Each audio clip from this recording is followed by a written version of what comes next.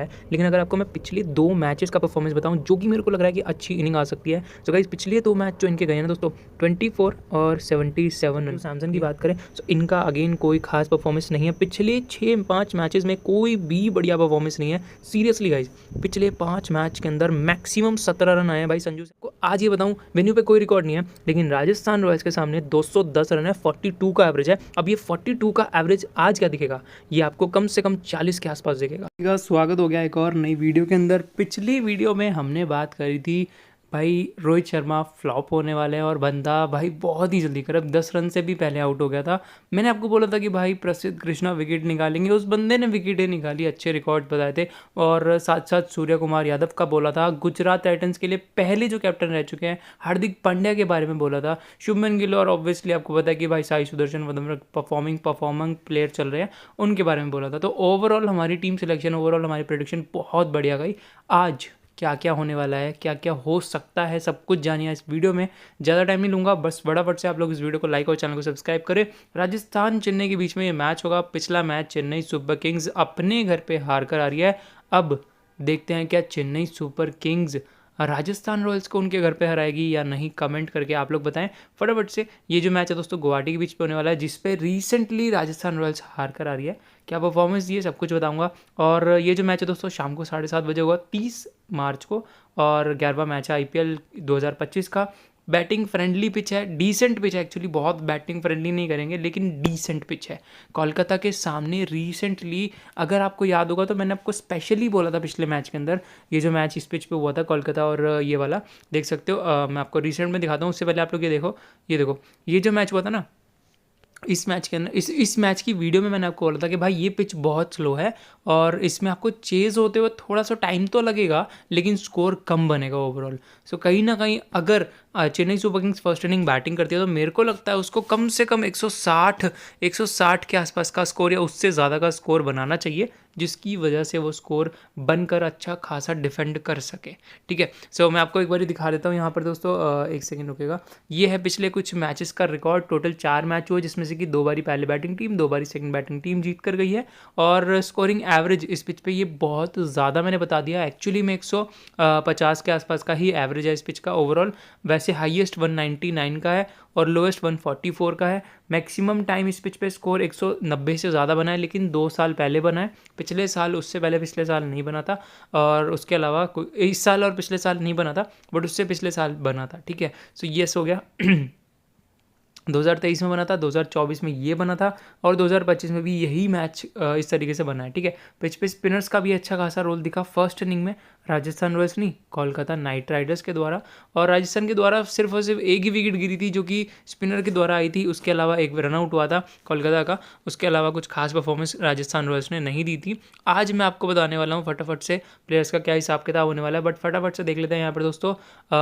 29 match head to head हो चुके हैं। 13 बारी राजस्थान रॉयल्स, 16 बारी चेन्नई सुपर किंग्स। क्या इस मैच को जीतकर चेन्नई सुपर किंग्स टॉप 4 में आएगी या नहीं आएगी, कमेंट करके आप लोग मुझे बताइएगा।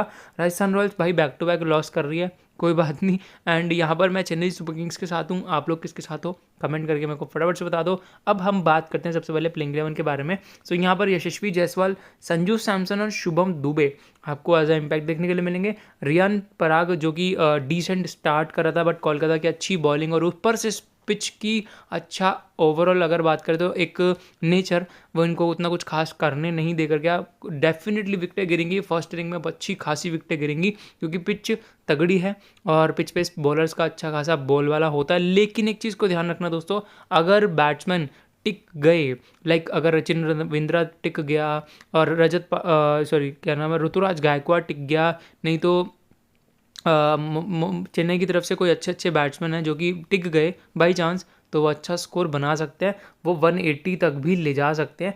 ये पिच का थोड़ा सा आप लोग ध्यान रखना, क्योंकि पिच कभी भी अपना रंग बदल सकती है। अगर बैट्समैन टिक गया तो बहुत अच्छा खींच के चला जाएगा। ठीक है, सो यहाँ पर नीतीश राणा आपको देखने के लिए मिलेंगे। साथ साथ यहाँ पर ध्रुव जुरल हो गए, अच्छी परफॉर्मेंस दी थी पिछले मैच के अंदर भी।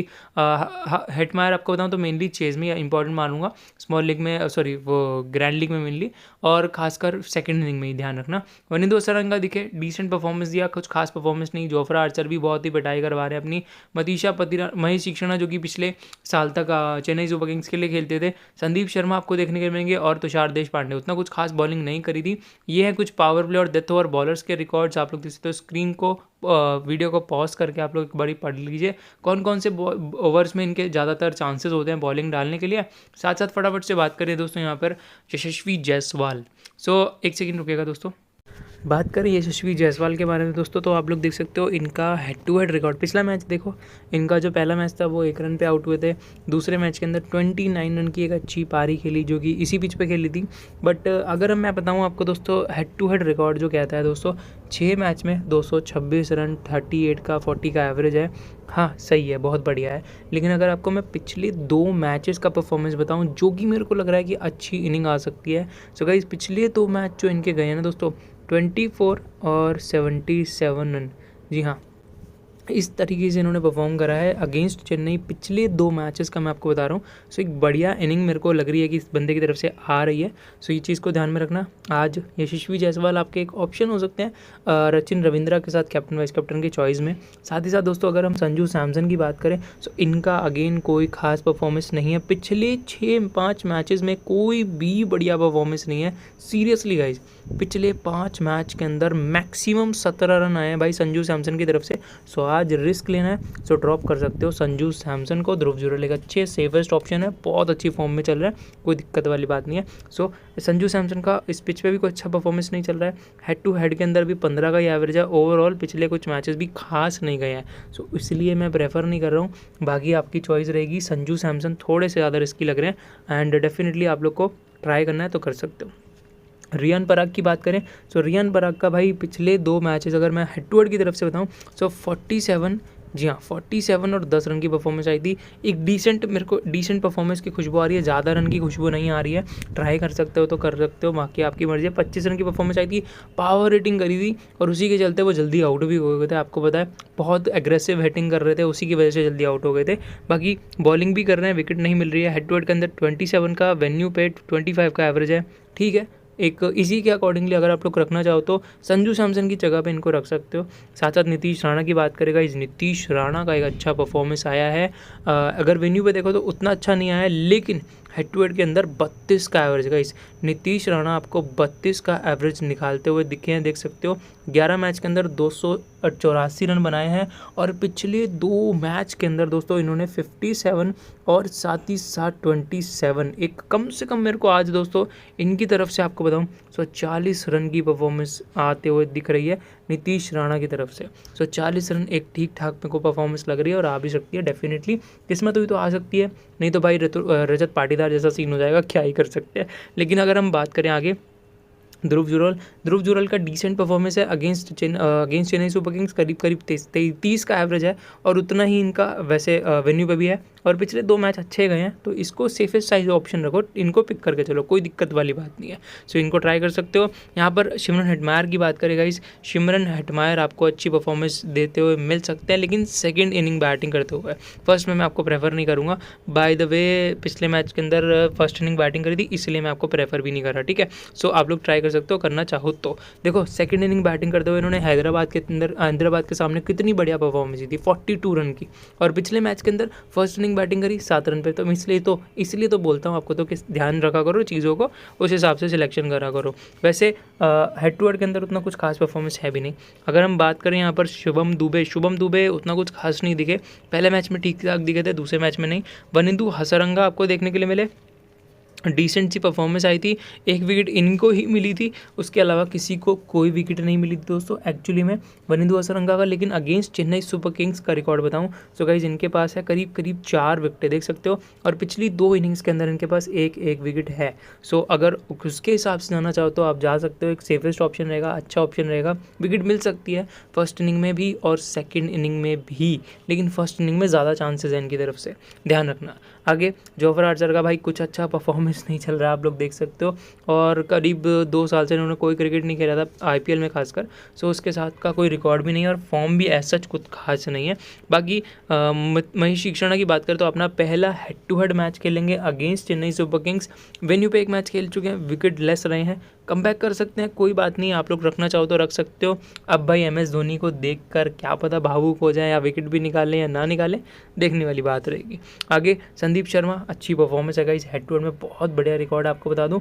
सो लेकिन एक चीज़ को आपको बता दूँ, वैसे परफॉर्मेंस ठीक है, पिछले कुछ मैचेस में उतना अच्छा परफॉर्मेंस नहीं दिया है। हेड टू हेड में 12 विकेट है, वेन्यू पे 1 विकेट है, लेकिन चेन्नई के सामने पिछले 2 मैच 0-0 विकेट्स है गाइस, 0-0। भाई ये तो स्माइली फेस बन गया देख सकते हो, लेकिन कोई भी विकेट इनकी नहीं है पिछले मैच के अंदर। और तुषार देशपांडे आपको पता है कि भाई चेन्नई के साथ खेल चुके हैं और पिछले साल तक चेन्नई की टीम में थे पिछले साल में, बट उसके अलावा इनका हेड टू हेड में 1 ही विकेट है दिल्ली कैपिटल्स के लिए खेलते हुए।